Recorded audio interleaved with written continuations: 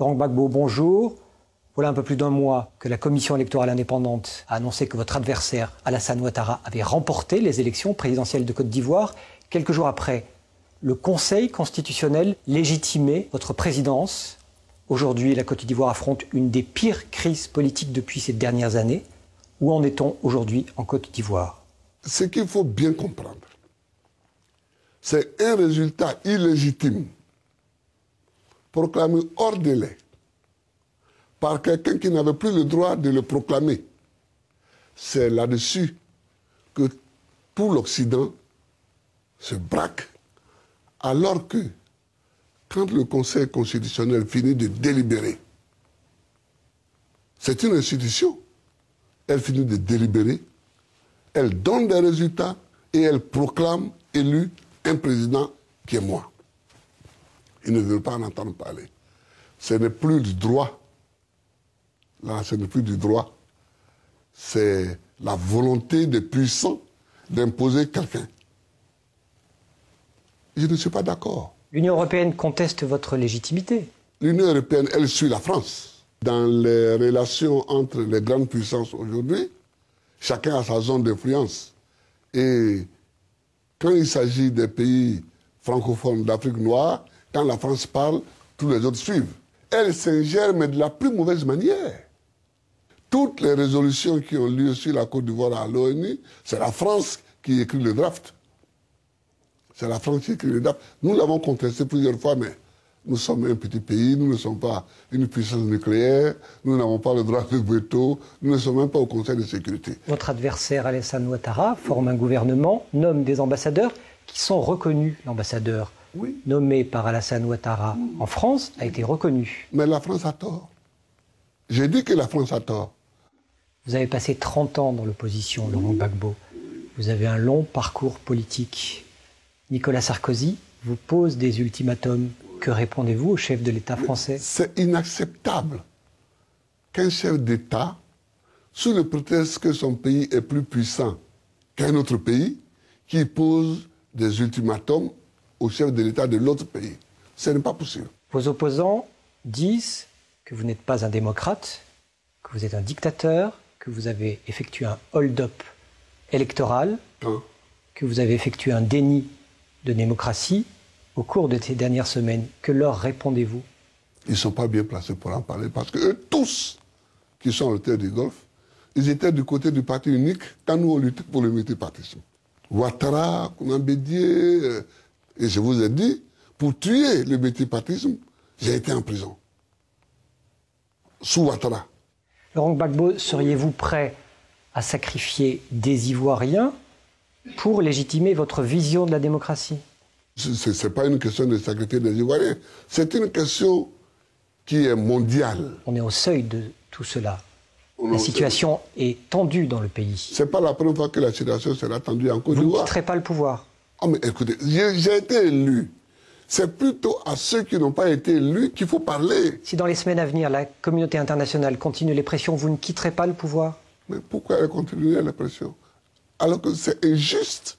Si dans les rues, des violences sont commises, si des exactions sont commises de part et d'autre, quitterez-vous le pouvoir? Non mais par qui? Et il y a une question que je vais vous poser, que les gens ne se posent pas souvent. Même si tout de suite, j'ai dit je quitte le pouvoir, qui donne la garantie que ça va amener la paix? Et que ça ne va pas amener des violences plus grandes que celles qu'on redoute? Si des forces de la CEDEAO interviennent en Côte d'Ivoire, elles auraient tort. Et que des jeunes Ivoiriens s'opposent aux forces militaires de la CEDEAO, quitterez-vous le pouvoir? Je verrai, j'aviserai. Mais ce n'est pas à l'ordre du jour pour le moment. Ce qui est à l'ordre du jour, c'est la discussion. Donc nous discutons. Mais je me demande pourquoi des gens qui prétendent avoir gagné comme moi ne veulent pas qu'on revisite les élections. Mais je demande ça. Je demande que les gens viennent et qu'on revisite ces élections. Donc vous accusez vos adversaires d'être à l'origine d'exactions lors du deuxième tour. Est-ce que dans des régions, on a frappé, maltraité, violé même des femmes qui allaient voter Gbagbo ou pas? C'est une question qui est quand même centrale. Et quand la représentante des droits de l'homme à l'ONU Oui. vous stigmatise et vous pointe du doigt, que Oui. répondez-vous? Ah oui, ça c'est un autre problème. Ça c'est un autre problème auquel je veux bien répondre en long et à large. Aujourd'hui, quel est le problème en Côte d'Ivoire? C'est-à-dire que des élections ont eu lieu. Le problème est de savoir qui les a gagnées. C'est ça le fond du problème. J'ai dit que je les ai gagnées parce que les institutions qui ont seules la responsabilité de dire qui a gagné disent que c'est moi. Les autres veulent dire autre chose. Ils disent autre chose, mais ils voient bien qu'il n'y a pas de fondement de droit. Alors, comme toujours dans ces cas, quand ils n'ont plus d'arguments sur le fond de la question, c'est-à-dire qui a gagné les élections, ils brandissent, ils font un glissement et ils brandissent les droits de l'homme. Je vais vous dire, en 2000, quand j'ai été élu, c'était exactement le même scénario. Ils ont fabriqué des charniers. Ils ont dit, voilà un charnier, c'est Gbagbo qui l'a fait. J'ai ordonné à la justice de travailler. Elle a travaillé, le procès a eu lieu, les gendarmes qui étaient accusés ont été acquittés. Est-ce que les forces de l'ONU-6 sont impartiales en Côte d'Ivoire? Elles ne sont plus impartiales. Depuis quand? Depuis cette élection.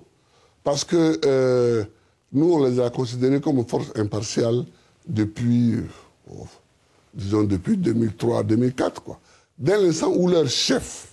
Qui vous met directement en cause? Oui, que moi je remets directement en cause. Moi je mets directement en cause. Moi je pense que les gens de l'ONU, il faut qu'ils soient plus sages. Ils savent très bien qu'avec la montée des tensions, ce qu'on leur reproche.